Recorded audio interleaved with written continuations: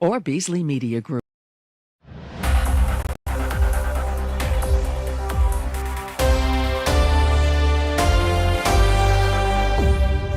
Good morning, I'm Larry Steinhouse, and welcome to Money Chat Now. Money Chat Now is a politically charged stock market pre-show giving you the politics behind the biggest moves in the stock market.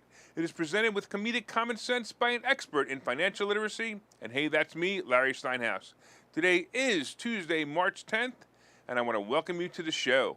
We are here live on WWDB Radio 860 AM in Philadelphia, and we are live on Facebook, Twitter, LinkedIn, and YouTube. Hey, you can find me on Facebook, LinkedIn, Twitter, True Social, TikTok, and all the other social media sites by searching Larry Steinhouse, and I'd love to connect. Just a reminder, if you're watching online, hit that like button, hit that share button, and don't forget to subscribe to the YouTube channel and like the Money Chat Now page on Facebook. You can comment live during the show on YouTube, Facebook, LinkedIn, and Twitter, and please say hi so I know you're watching. By the way, if you're commenting from a group and it's not the Money Chat Now fan page, your name may not show up on my dashboard, so please go to the Money Chat Now page, like it, and comment there so I can recognize you. And I want to say hello to a couple of people online already, Colin and Charles and Jim. Thanks so much for watching. By the way, today we have a new segment. It's called Interview Tuesday. And it's a new segment of the Money Chat Now show. And after the news, all the news, of course, that's fit to make fun of, we will have a featured interview. And today's interview will be with Alex Enton, running for Congress District 1. You definitely want to check it out. The interview will only be for those watching online, so stay here and watch this interview right at the end of the normal show. Money Chat Now is brought to you by Investor Schooling, and you can attend a complimentary class this Thursday by going to investorschooling.com, and there you will learn about real estate investing and stock options trading from those who do it every day. Hey, a couple other people who joined us was James and Tommy. Thanks so much. Awesome, awesome, awesome. All right. So on today's show, of course, we're going to be discussing the futures update. We're going to be talking about Bitcoin investors. We're going to be talking about the fact that, maybe inflation is slowing. We're going to be talking about the Biden economy and remote work outside the USA. Oh, boy. All right, let's get into the futures and talk about yesterday. And, oh, wow. You know, I'm kind of thinking the entire portion of this show should just be, wow, just wow. I can't believe how bad the market was yesterday. You know, I said it might go down, and it might go down like 1,000 points, but it didn't. However, stocks did get crushed. The Dow was down over 600 points at one moment, and the S&P was down 120 at one point, and the NASDAQ was crushed, and it was down over 521 points. That's a 4.3% drop, and mostly unheard of. This market also took down the travel stocks, which of course makes me want to cry. I even added more to my CCL play yesterday, and I'm white-knuckling it through. CCL was down about 10% yesterday after dropping over 25% in the past 2 weeks. This is crazy. I'm like, American Airlines also hit a buy moment for me yesterday when it went below 16.5. You know, I got till the summer, so I should be okay. But boy, am I a bit nervous. Even the energy stocks got hit hard yesterday. Occidental Petroleum was down about 10%, and Marathon was down about 14%. Is this just about oil prices? Well, oil per barrel also was down, so what gives here? I'm going to have to go with the fact that bonds are paying very well at the moment. The scared money is moving to bonds, and there's a lot of scared money right now, and that's the problem. Well, you know, look, basically, I think we're going to have a dead cat bounce today. I sure hope so, because we need something to make up for the nightmare of the past 2 weeks. Now, remember that the market has ended down for the 6 weeks straight in a row, and all I got to say is, let's go, Brandon. He's doing a great job in making everyone want to say, let's go, Brandon. Of course, Janet Yellen chimed in with her opinion of the market yesterday, and the Treasury Secretary believes, check this out, the Secretary of Treasury believes that U.S. financial system is in working order, but that Russia's invasion of Ukraine and China's COVID-19 lockdowns are making some goods more expensive. Oh, stop it. I used to have respect for you, Yellen, and now you're blaming the problem on Russia's invasion of Ukraine? Really? What did the Bidens promise you if you pushed their crappy agenda? Let me explain it to you so that you both understand it, both you and the brain dead in the White House. The problems are because of the runaway inflation and the need to raise interest rates at the speed in which we raise them. We raised them too fast. We should have raised them earlier. The war effect was temporary, and the effect is already factored into the market. Everyone knows what's coming, and it's going to look a lot like the times we saw in 2008 and 2009. But by the way, I'm ready for it. I actually took a moment yesterday and reflected on that exact thing. I did all I could to prepare myself for the meltdown coming. I have gold, I have silver, I have cash, I have lots of available credit, and I'm ready to pounce on good deals, and I'm ready if I need some emergency liquidation. I hope you are too, because it's coming, and these are some of the things that we teach in investor schooling, so you guys should be ready. All right, let's take a look at the futures right now. All right, right now we got the Dow is down. I'm sorry, the Dow is up. Wow, the Dow's up. I can't believe it. The Dow is up I'm so used to saying the Dow is down. The Dow is up 209 points. The S&P is up 30, and the Nasdaq is up 142. Still a far cry from where it was, but it's important to know that we are going up. All right, real quick before we get into the next topic of Bitcoin, I just want to say hello to a couple of people who just joined us online. We got Robin, we got Mark, and we got Dan saying, please make the bad man stop. I'm kind of hoping he means Biden and not me, but okay, that's fine. All right, real quick, let's get into this. We got Bitcoin investors. So about 9 years ago, almost none of you heard of Bitcoin. It was like the magical thing no one understood, but few had some of it because they were kind of geeks, right? Well, we all know what happened just a few years later when Bitcoin and other cryptocurrencies changed the landscape of investing for those who never invested in anything before. It became this hot commodity that no one understands even today. Yeah, I know. You have a friend or you think you know about it. No, you don't. The problem is that it's not tied to anything tangible, and that makes the asset simply worth whatever the last person is willing to pay for it. Some of you might say the US dollar is the same, but here's the difference. The US dollar gets traded for goods or services, and it's the value of the goods or services that determine the value of the dollar. With cryptocurrencies such as Bitcoin, it's the value of the cryptocurrency that determines the value of the buying power of the coin. You get it? It's exactly the opposite. So why am I bringing it up? Well, with Bitcoin falling below 30,000 yesterday, many of the so-called investors are underwater with their investment. The value of Bitcoin has dropped more than 50% since its high last year. The value of all cryptocurrencies have fallen substantially since then. And, look, right now, cryptocurrency is like a game of hot potato, and the one who paid the most is the loser. With the way the structure of Bitcoin works, the miners who record and control the transaction can charge various rates for those transactions. Well, in the past few days, there's been so much traffic and transactions that the miners have actually charged the highest fees ever. So now we have people desperately trying to get out of crypto as the market tanks, and not only are they getting crushed in their investment, but they're paying extra fees to convert it back to cash. It appears that 40% of all investors are now underwater in their investment in crypto. So what are you going to do? Well, I believe the $30,000 mark is a good entry point, but only if you have some money that you're willing to risk losing. Remember, this is an investment that's based on the price someone's willing to pay for it. As the general stock market goes down, money will get tighter, and crypto may not be the best place for industrial investors. Just my opinion, but it's still got a far way to go to make it mainstream, and when it's completely mainstream, the values will pretty much stabilize. On the other hand, it's mainstream enough that it's probably now in the range that won't go much higher than 40,000. So Bitcoin it's above 31,000 right now, but probably going to experience the same dead cat bounce as the rest of the market. So be careful about this and watch for it. All right, let's talk about inflation slowing. Well, I got to tell you, it's a good thing gas prices are on an average of 4.65% a gallon. It's a good thing milk is at an average of $4.21 a gallon, and it's a good thing that mortgage rates are an average of 6.2%, and finally, it's a good thing that the bond rate is now over 3% and quickly approaching 3.5%. Why is it a good thing?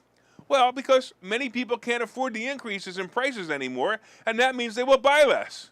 So what does that mean? It means that inflation will slow down, and that's exactly what's happening. People are starting to run out of money and starting to do exactly what the Fed wanted us to do and stop buying stuff.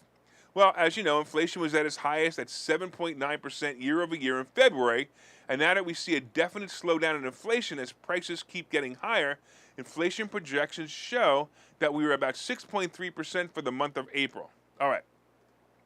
It isn't really much of a drop, but I do have to say that the new interest rates haven't really kicked in yet. Mortgage applications are down, and it means that refinancing is slowing.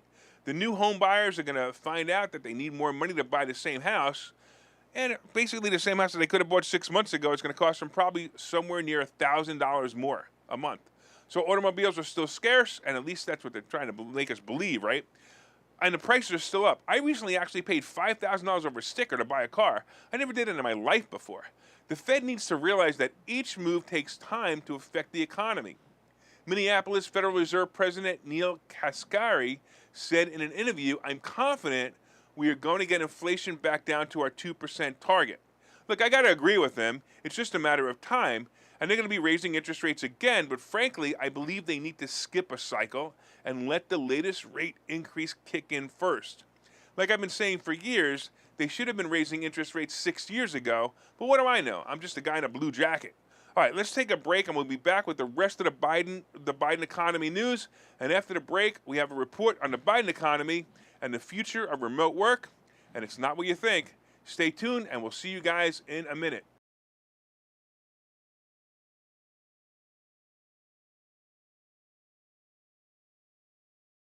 Hi, I'm Larry Okay, Steinhouse, so and you I've written thought a book about called investing Money in... Hacks. The subtitle to this book is because everything you think you know about money is wrong, and I promise you there are things you think about money that are wrong. There are chapters in this book that I think you will find absolutely fascinating, and some of them are, what is money anyway? Can money buy happiness? I'll bet you don't know the answer to that question. The truth about credit scores, how you can actually use credit cards to rebuild your credit. I also have chapters on being your own bank, how to buy houses with an IRA, and how to invest with other people's money. There are so many other chapters. There are 22 total chapters in this book, and I promise you're going to learn how to make more money and pay less taxes when you buy this book. My name is Larry Steinhouse. The name of the book is Money Hacks. You can get this book wherever fine books are sold, and you can go to barnesandnoble.com right now and pre-order it. I hope that you will enjoy it.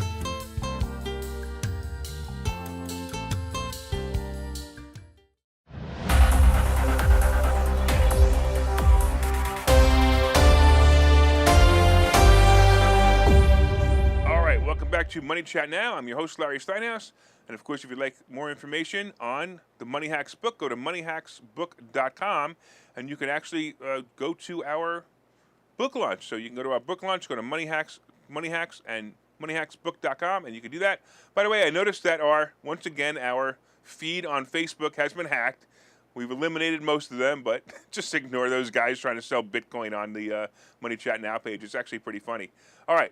By the way, if you're listening on WWDB Radio 860 in Philadelphia, please set that preset to your, please set this preset to the station and listen every morning at 7:30. Hit that like button. Let me know you enjoy the show if you're watching on Facebook, and leave comments on Facebook, Twitter, LinkedIn, and YouTube, and I'll try to respond to them. All right.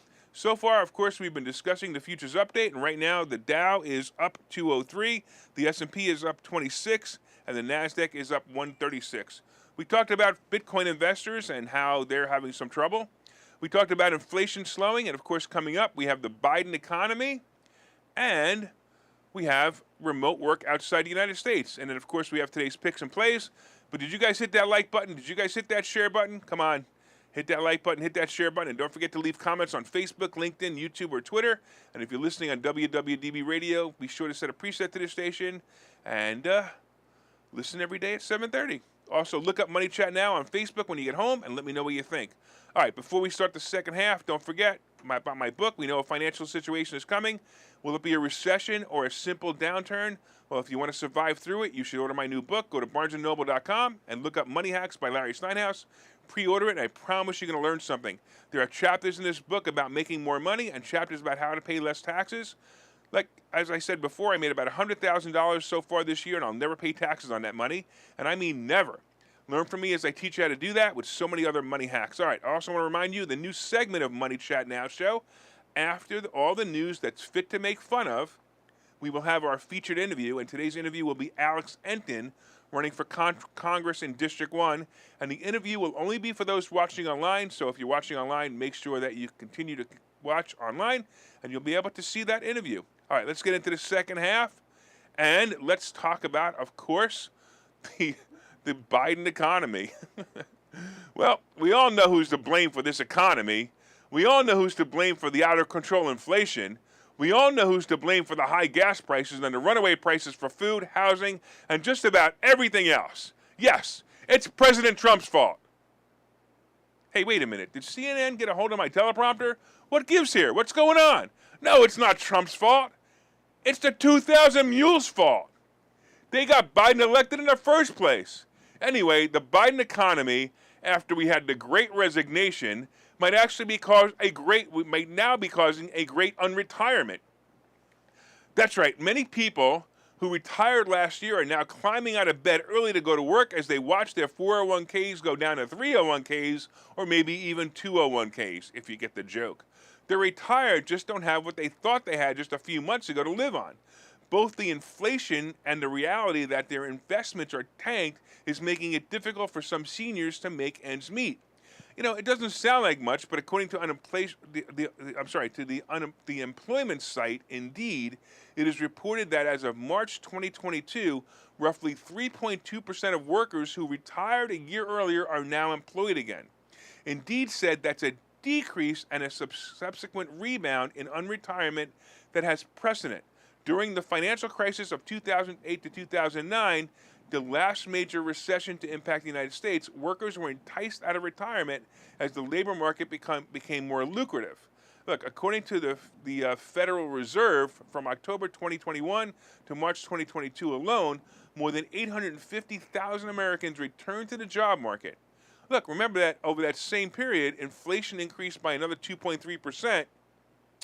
After already risen from 1.4% in January. So what does it mean? As I said yesterday, the job market is going to change. It won't happen overnight, but watch as many people will be returning to work, and at the same time, we will see many companies cutting jobs. We have already seen that Meta and Uber are cutting jobs, and this is just the beginning. Wait till the newer real estate agents and newer mortgage loan officers start to fail because they never learned how to be in a slow market like the one coming. Or wait until the crypto investor finally realizes that his Bitcoin is never going to be what he paid for it at $60,000. The reckoning is coming, and Biden is the wrecking ball. Ugh, unbelievable. All right, let's talk about this. Let's talk about remote work. Hey, remember how all of you decided to go to work in your pajamas while working from home? Well, many are complaining that they may actually have to go back to work to the office or have already returned. Well, as the masses are complaining and saying, hey, I did a fine job working from home, many tech companies are agreeing and realizing that now they have systems in place for people to not be in the office. Well, you might think that's a good thing, but the companies are realizing that if they don't need people to work in the United States anymore. So they're realizing that they don't need you, they need anybody. They could work from anywhere. They have people working anywhere in the United States with the same systems they installed during the Great Scamdemic. That means, you guessed it, expect jobs to move overseas again. This was a big thing many years ago when computer consulting companies used a lot of remote work, mostly in India. And by the way, it helped India's economy grow, and it grew fantastic, and of course it slowed our economy. But now we have the beginning all over again. It used to be that someone would need to move here, get an H-1B visa, and could work for 3 years in the United States. Now, with all the systems in place for remote work, they no longer need to be here, and they won't be. Hey, who knew all the repercussions of the greatest scam ever perpetrated on the world? You know, the scamdemic. Let's go, Brandon. And let's take a break here, and when I come back, I'm going to give you my picks for the day, because we have to just say, hey, let's go, Brandon. It's all about Brandon. All right, we'll see you guys in a minute. Okay, so you've thought about investing in real estate, houses, apartment buildings, properties, but don't really know where to start? Well, what if you could very easily learn how to gain strategies to use other people's money to buy and sell houses in the Philadelphia area? If you could learn and network with successful area real estate investors and how to produce monthly income on rental properties without headaches, that place is Investor Schooling. With Investor Schooling, you'll learn from 2 Philadelphia area rockstar real estate investors, Phil Falcone and Larry Steinhouse about how to buy and sell properties the easy way and teach you basic and advanced techniques to help you make money in real estate. You can attend investor schooling in person or online visual classes 8 times a month. You can and will learn how to make money in real estate. Call for free information and get a complimentary pass to one of these classes. But don't delay, as these complimentary passes are limited. Call the number on your screen now or visit investorschooling.com. Investorschooling.com. All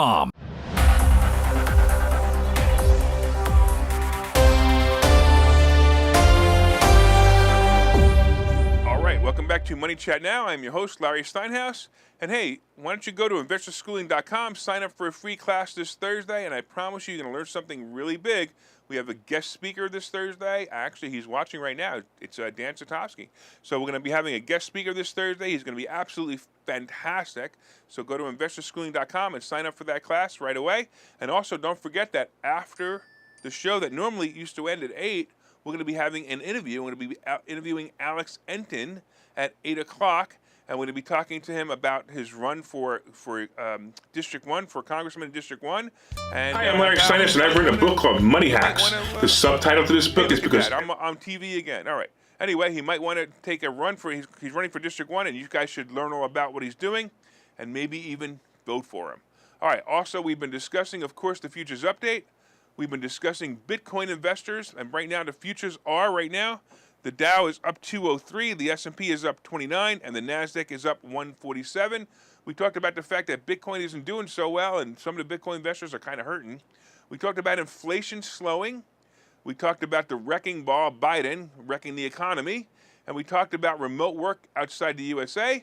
And, of course, coming up, we have today's picks and plays. But did you guys hit that share button yet? Did you guys hit that like button? Come on, hit the share button, hit the like button, right? And let everyone know what great stocks are playing by sharing this information. You can share in your page or in groups that you feel will benefit from the great stock plays. And, of course, you can leave comments on Facebook, LinkedIn, and Twitter. All right. If you're listening on WWDB Radio, set one of your presets to this channel and listen every day at 7:30 for all you need to know about the politics behind the stock market. And for those online, don't forget, today is Interview Tuesday, and we have a great interview coming up with candidate Alex Entin at 8 o'clock. You guys on WWDB Radio, pull over, take out Facebook, and watch it there. All right, let's talk about what's going on today. I think we are going to have a dead cat bounce for sure this morning. It looks like it's possible. The Dow is up again about 200 points. But the problem may be that, that may be all we get this week is a dead cat bounce. I'm still expecting the Dow to tank to about 31,500 by mid-month, and that's only a few days away. It's kind of a crazy market. You got everybody getting panicky. You got everybody nervous. You've got scared money, as I talked about before. The scared money is moving money to bonds, and that's a big problem. Look, I also don't think we're going to see any real relief until the end of the first week of June. If my dead zone theory holds up, now the dead zone theory is something that I talk about, and basically the dead zone theory is the midpoint between earnings periods. And it happens often that between earnings periods, stocks get boring. So the money managers get bored with the stocks, and the stocks start to go down. Now, you got to remember, earnings just ended, literally just ended. I mean, we got a couple of straggler earnings coming through right now, but it's pretty much over. And that makes us entering the dead zone. So if you understand what I mean when I say the dead zone, we're going to be talking about stocks starting to go down now. So I actually see that 31,500 point happening, and I see it happening soon. So we got to be careful here and go in with caution. At the same time, you do know, of course, the travel plays, which are my plays, they're scary, or they may be the greatest opportunity ever. Me, I'm playing them as the greatest opportunity ever. It's kind of nervous. It's kind of making me nervous.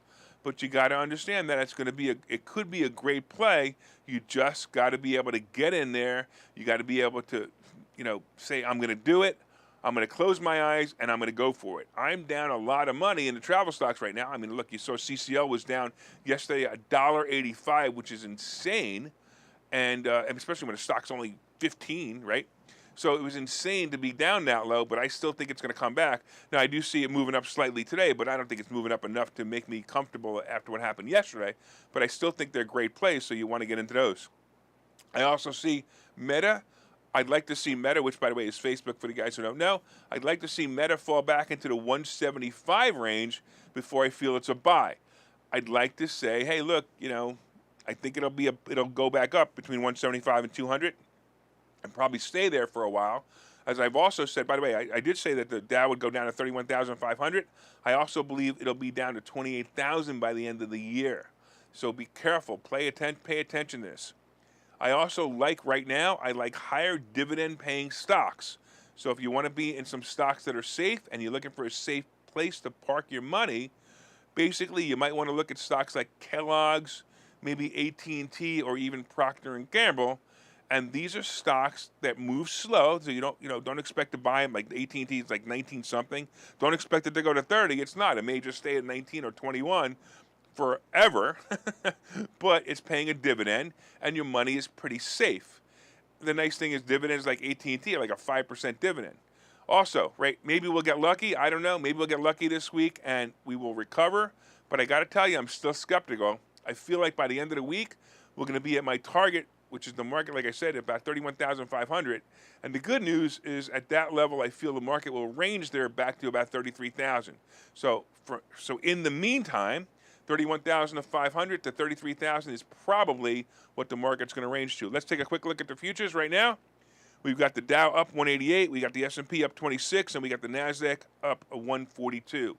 Let's talk about crypto real quick. Bitcoin is above 31,000, and it's a far cry from where it was at 40,000 last week. But I'll tell you, just my opinion is, if you really want to do it, now's the time to do it. Get out of 40,000. That would be where I would get out. I think it's the right play there. Gold and silver are really disappointing me. I am surprised. Gold is about 1850 and silver is just above 21.5. Don't forget, silver peaked just under 30 about a year ago. So I'm kind of surprised at these numbers. But I got to be honest, it's still doing better than Bitcoin at the moment. The Treasury bond pulled back a bit, and it pulled back a bit because of the dead cat bounce, and it's now just above 3%. So I would expect that also to move up soon. I don't know. It's not a great thing. Oil is jumping all over the place, and it's now about 101 a barrel, but gas prices, of course, are still up. Hey, don't forget, if you're watching online, it's Interview Tuesday, and we have a great interview with Alex Ennin coming up after the break. But I want to thank all the listeners on WWDB Radio AM 860 AM in Philadelphia, and I want to thank you for your continued support. My name is Larry Steinhouse. I am the host of Money Chat Now, and I am the CEO of Investor Schooling.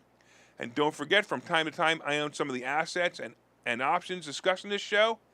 And for all you guys listening on the radio, have a profitable day, and the rest of you guys, stay tuned because we got a great interview for you.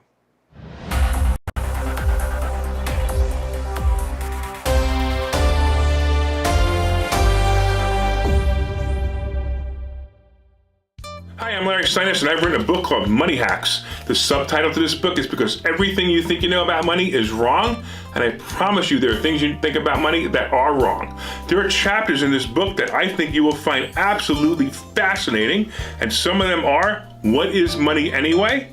Can money buy happiness? I'll bet you don't know the answer to that question. The truth about credit scores, how you can actually use credit cards to rebuild your credit. I also have chapters on being your own bank, how to buy houses with an IRA, and how to invest with other people's money. There are so many other chapters. There are 22 total chapters in this book, and I promise you're going to learn how to make more money and pay less taxes when you buy this book. My name is Larry Steinhouse. The name of the book is Money Hacks. You can get this book wherever fine books are sold, and you can go to barnesandnoble.com right now and pre-order it. I hope that you will enjoy it.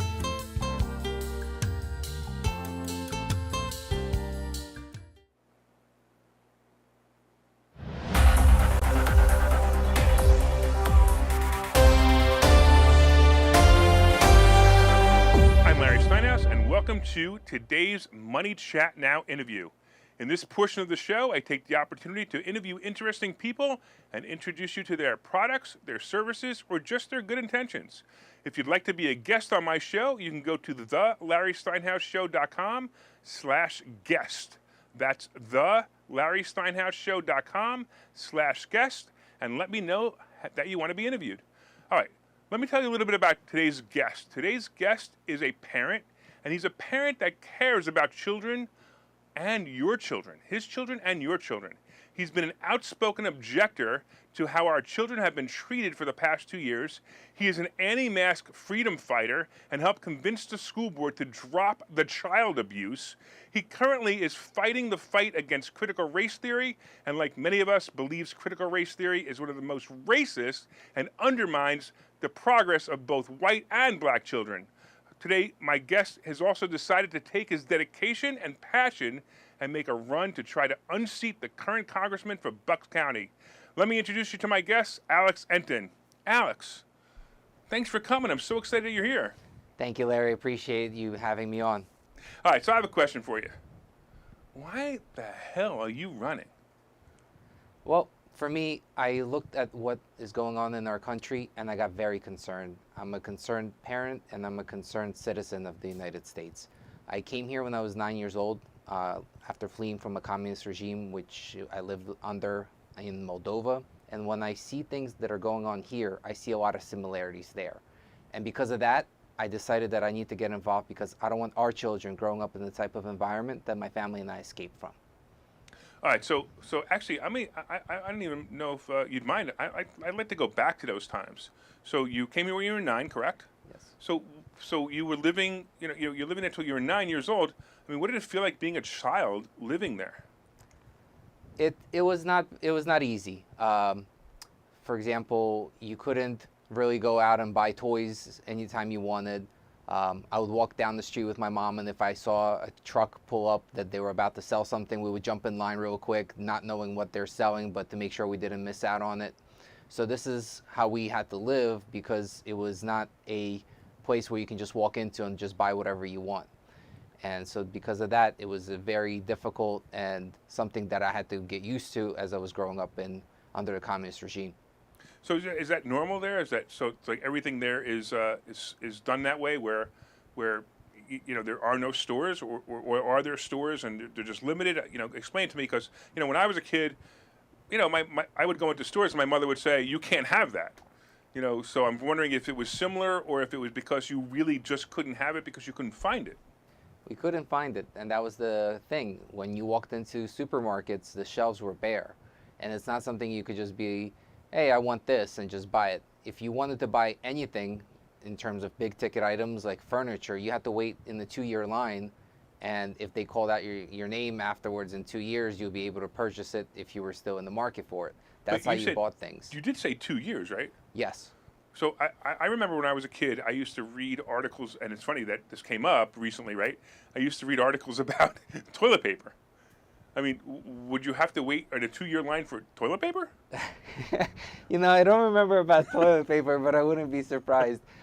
Granted, a lot of this I was shielded from by my family, so I didn't have to know about all the ins and outs of it, but definitely remember running into and jumping into lines when trucks or whatever would come up and something would be available to buy. We would just jump in line no matter what. So how did the last 2 years look like to you compared to you living it's Moldova, right? Or Moldovia? Yes. Moldova or Moldovia? Moldova. Moldova. Okay. This is just I'm just geographically challenged. What can I tell you? I don't believe you.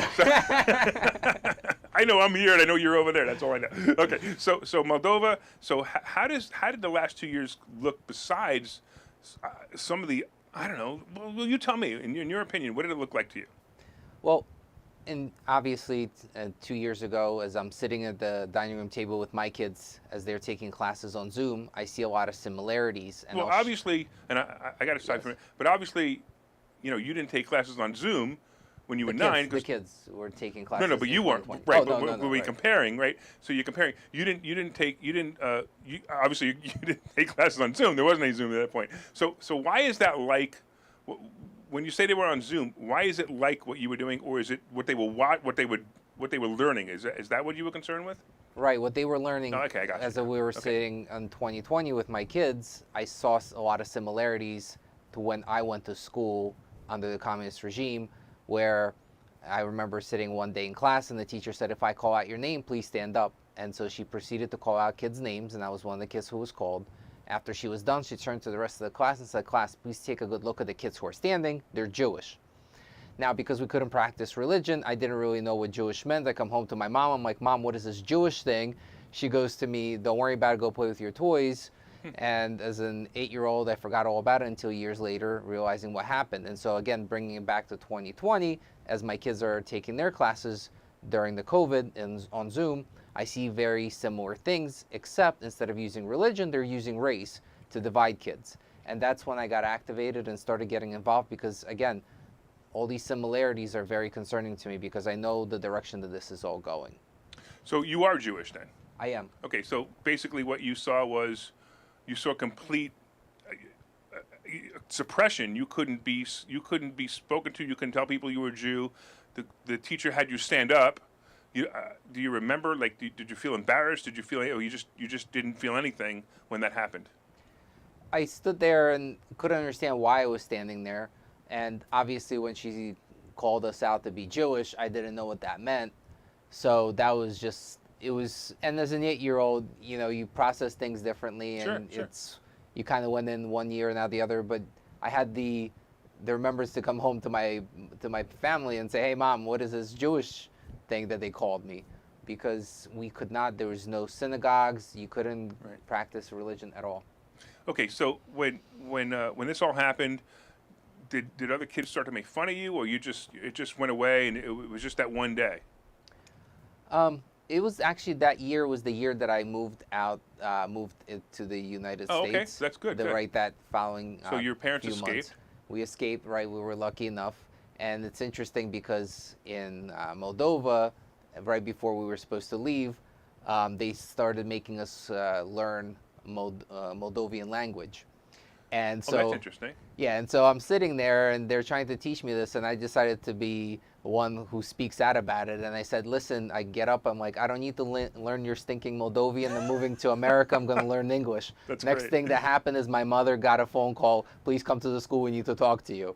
So obviously, I could not say that again ever afterwards. So, but yeah, it was one of those fun moments. So how are you comparing that to I guess it's critical race theory is what you're comparing that to, correct? Correct. Okay. Critical race theory, diversity, equity, inclusion, social emotional learning, all of it is the same thing, which is basically a cultural Marxist ideology that is meant to divide and hate one another. All right, so I look at critical race theory, and I find it to be one of the most racist things ever. You basically you're telling a black child that he can't succeed because the white kid sitting next to you is going to hold him back. I think that's awful. So I have a problem with it for so many reasons. But besides that, what are your views on it? I feel the same way you do. It's terrible because we're telling kids that they can never succeed, so don't even try because of your ethnicity, color, whatever. That should not be the case. Everybody has the opportunity to live the American dream as long as they put the effort in, go to school, get a good education. They can succeed. Why are we putting kids down before they even start or have the ability to? And then vice versa, telling the other kids you're bad just because of your color, of your skin. Again, kids don't look at each other by color or ethnicity. They look at each other as, hey, you're Bobby, you're Joey, you're Melissa, Michelle, whatever. Nobody looks at what your ethnicity is. They are not taught that. Why are we pushing that into the classrooms? I have an interesting story for you, and you'll appreciate this just because we're talking about this at the moment. I had moved to New Jersey from Brooklyn, and in Brooklyn, it was very mixed. And I moved to New Jersey, and of course, moved into an all-white neighborhood. It's not, and I'm going to say that it wasn't like we moved to an all-white neighborhood because we chose an all-white neighborhood. It just happened to be an all-white neighborhood. And a new kid moved into the block, and I really liked this kid. The kid was great. It was just a lot of fun. And I decided to have a party, and I had a party, and I invited this kid. And it turned out that only 6 people came to my party. And it was very odd. And I'm like, I wonder why nobody came to my party. Do you know the answer? No. The kid was black. Wow. And that's why nobody came. And I was shocked. I was like, what do you mean? The guy's like the nicest guy ever. How could you do this to this guy?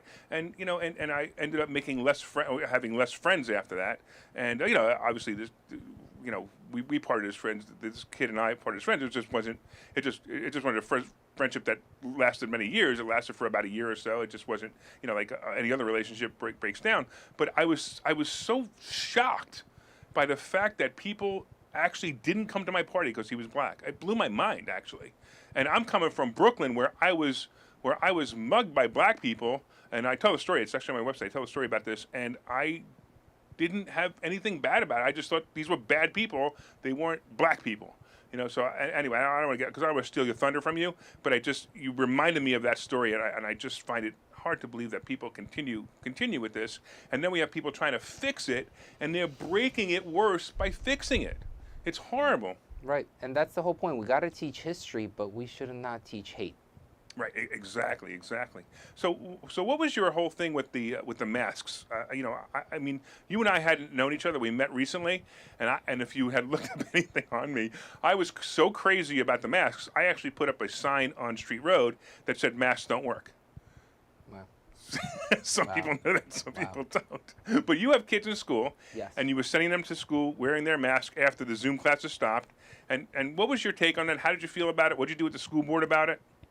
I did not like it at all, and my kids were always complaining as well.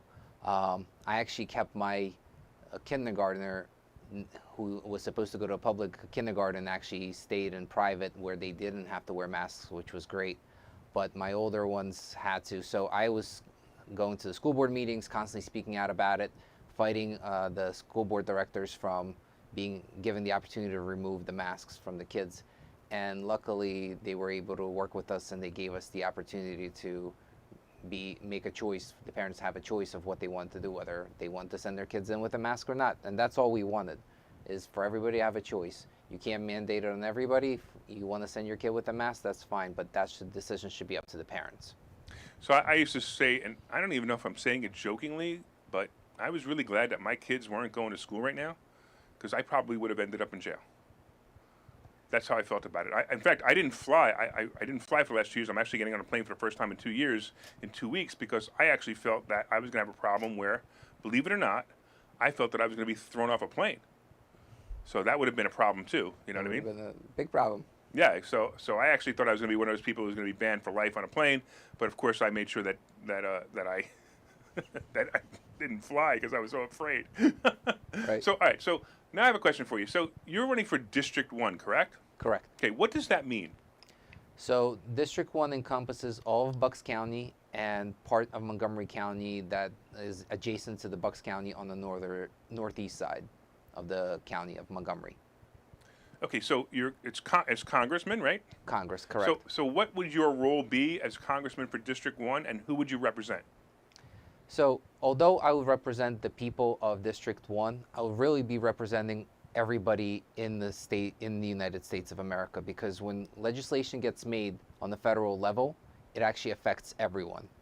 And so although my constituents, the people who vote me in, are the people of Pennsylvania's 1st Congressional District, my voting and the way I put forward legislation will affect everyone in the whole United States. Okay, so what would be some of the things that you would be pushing for to try to help everyone in the United States?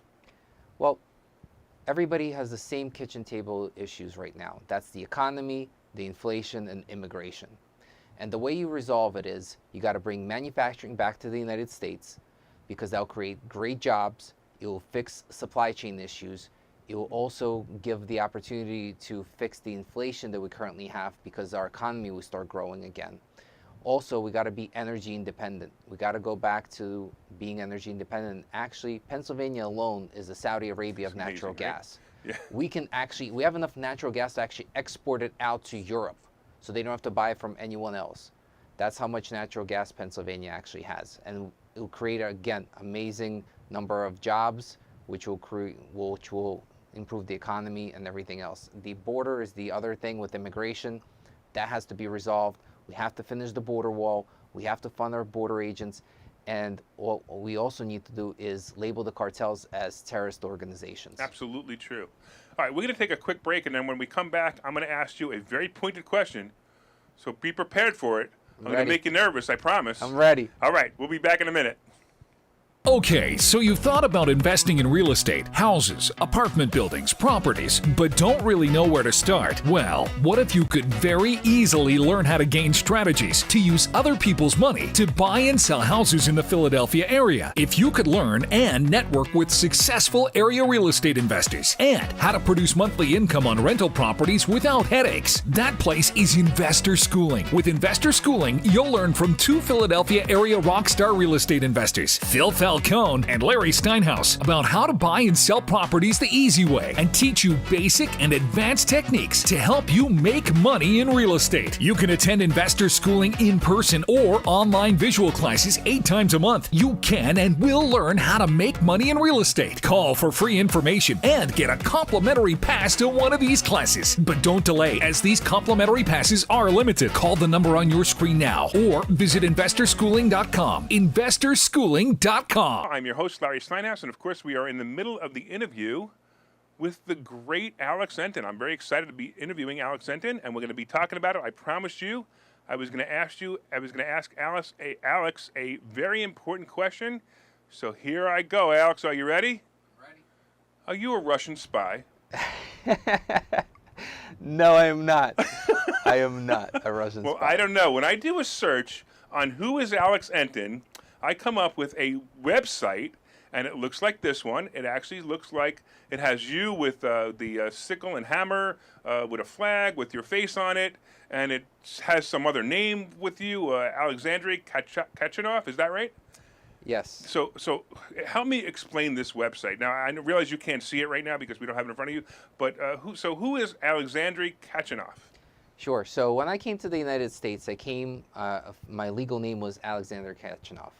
And what happened was my mom remarried, and my grandfather was a father figure to me. And so he helped with me growing up and everything else. And I very much looked up to him. And so when we were becoming citizens, I had the opportunity to change my last name. And so I took his last name, which is my mother's maiden name. That's how I became Alex Enton. So that's where Kachanov to Enton happened. That's it. Plus now I don't have to It's easier to spell, right? Oh, I don't have to use the whole alphabet to spell my last name anymore. It's great. Yeah, exactly. So we all know who put this website up. In fact, at the bottom of the website, I'm going to tell you who put it up. It says paid for by Brian Fitzpatrick. Now, I realize you're going against Brian Fitzpatrick, and I got to be, most of the time I really wouldn't find it, I don't know, profitable to talk about the competitor. But in this case, he is so mean to you. I don't get this. I mean, let him talk about his issues. You talk about your issues, and let's make it peace, right? But no, instead he has to come in here and make you. I mean, the things he says about you are horrible. It's really, really, it's unnecessary. And in fact, even if I like, let me give you my view. I didn't mind Brian Fitzpatrick. I mean, I realize that he's not a real Republican. He's what everybody calls a rhino, and he's not the greatest guy to represent us. When you sit here and you talk, you are exactly what I'm looking for if I'm looking for a candidate. But why this guy has to come against you so hard? I mean, does he even know you? He does not know me at all. And what's interesting is I'm not even from Russia. I'm from Moldova. So, and I came here when I was 9 years old. So I don't know. I guess I've been infiltrating since I was 9. Yeah, that's what I said. I wanted to know if you were a Russian spy. Could we activate you now? Is right. that so? We have to push your American flag button, and then your Russian spyism comes out. Right. Exactly. So what are you going to do better for us than Fitzpatrick is doing? The thing is with Brian is that when they say we passed a bipartisan bill that Pelosi passes, it's Fitzpatrick who's the bipartisan. That's why we have a bipartisan bill, because Brian Fitzpatrick is the bipartisan in the bill. That's and funny. It's terrible. He votes for all the leftist agenda, and at a time right now where everything is going in the wrong direction, he's actually helping him keep going in that direction.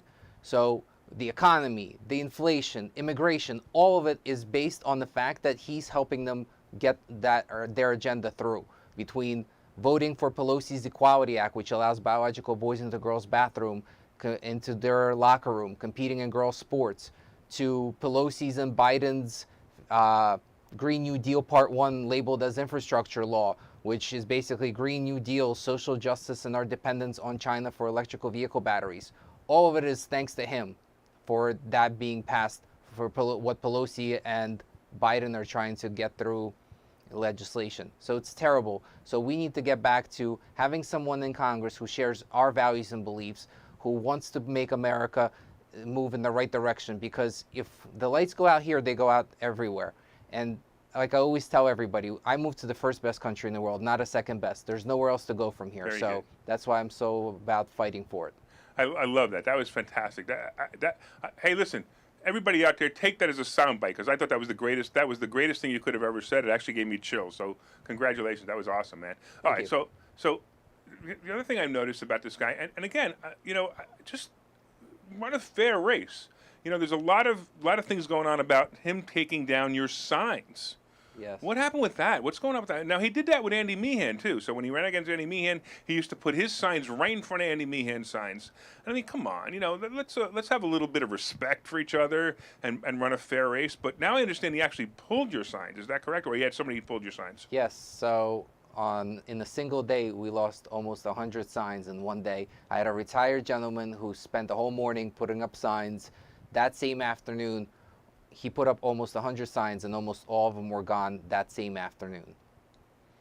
So, and then you had, actually, I saw a video where you had somebody following him. So, interestingly enough, somebody actually caught him stealing the signs and videotaped it, and you can find it on my website and on my Facebook page, Alex Denton for U.S. Congress, Facebook, or electdenton.com. You can see the video for yourself. You can't make this stuff up. No, yeah, it's heartbreaking. It's ridiculous. It's totally unnecessary. I mean, I'm actually thinking about getting, he's got the big signs that say so and so, endorsed him. I feel like putting a big sign that says that I'm putting it in front of it and saying elect Denton just because I'm annoyed at the fact that the guy does this. It's unnecessary. It's not. Right. It's not how you do it. I mean, you want to say. I mean, look, you've been here, and I've been goading you, and you've been a perfect gentleman. So you're a perfect gentleman to how your competition is responding to you or how he's putting you down. And you could be a gentleman. Why can't he be a gentleman? I don't understand it, but I'm allowed to say he's a nasty SOB. You don't have to say it if you don't want to. You could say it under your breath. But, you're smart enough not to do that. And maybe if he would only have half a brain, he'd be smart enough to not do it as well. And I don't get it at all. I don't get it at all. At least, at the very least, if you're going to do a hit piece like that, at least hire somebody who doesn't do it like a first grader. That hit piece was terrible looking. And on top of it, how terrible it is to say that I don't support Ukraine when my wife and her whole family is from Ukraine. Yeah. To say that is despicable and disgusting. If anything, I deserve a public apology from him right away and removal of that ad off all the places where he has placed it. It's ridiculous to even suggest that my heart that I don't support the people of Ukraine is just terrible.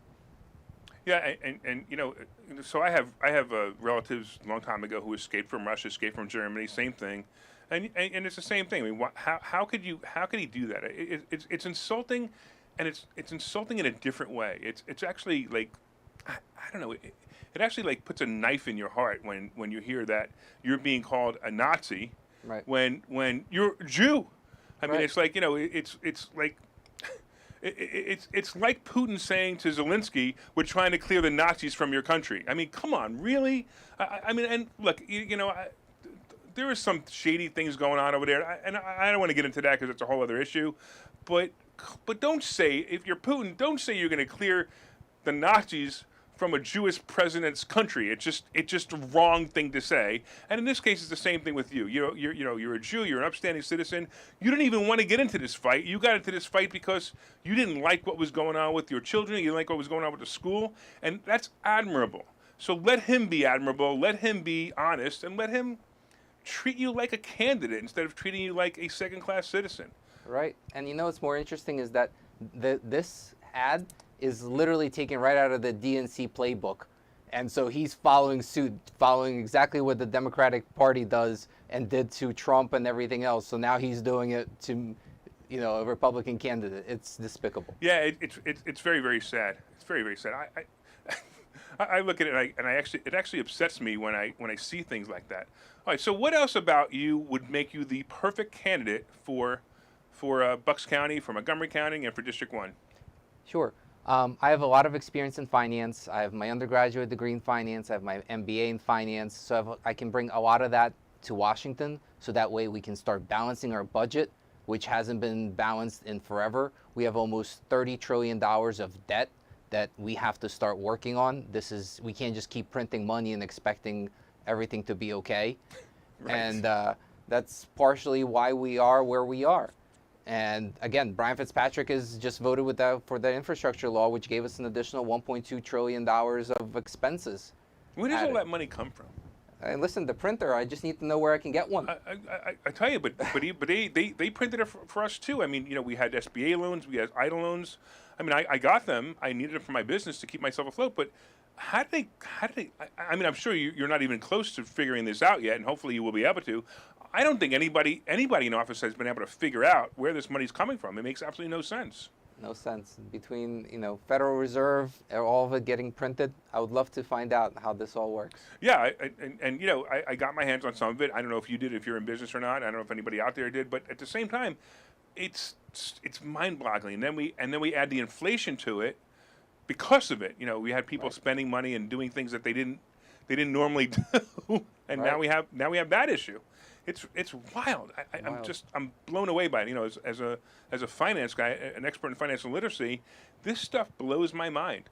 I mean, we also saw, and you know, we saw the contracts. So I'm a landlord. I own a bunch of properties, and we saw the contracts that I had with my tenants being void because they decided that we weren't going to allow evictions. I mean, that's the kind of stuff that blows my mind, and how this country has become a socialist country, which you now understand. Oh, you fully understand because you lived it.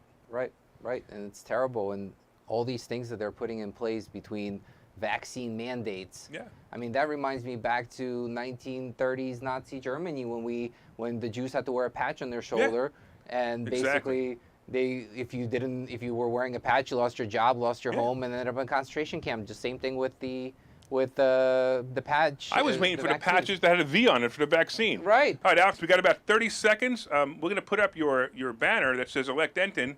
How can people find out about you? Go to my website, electenton.com, or follow me on Facebook at Alex Enton for U.S. Congress. I'm on Twitter at Alex Enton for PA. And hopefully you can learn more about me, get to know me, and if the message resonates with you, please come and support us. Awesome. All right, I want to thank you all for watching the show. My name is Larry Steinhouse, and I'm the host of Money Chat Now. Money Chat Now is live every morning at 7:30 a.m. You can find us on Facebook, LinkedIn, Twitter, and YouTube. And if you'd like to be a guest on our show, you can go to thelarrysteinhouseshow.com/guest, thelarrysteinhouseshow.com/guest. Fill out the form and let us know why you want to be interviewed. That's it. We'll talk to you guys soon. Make it a profitable day.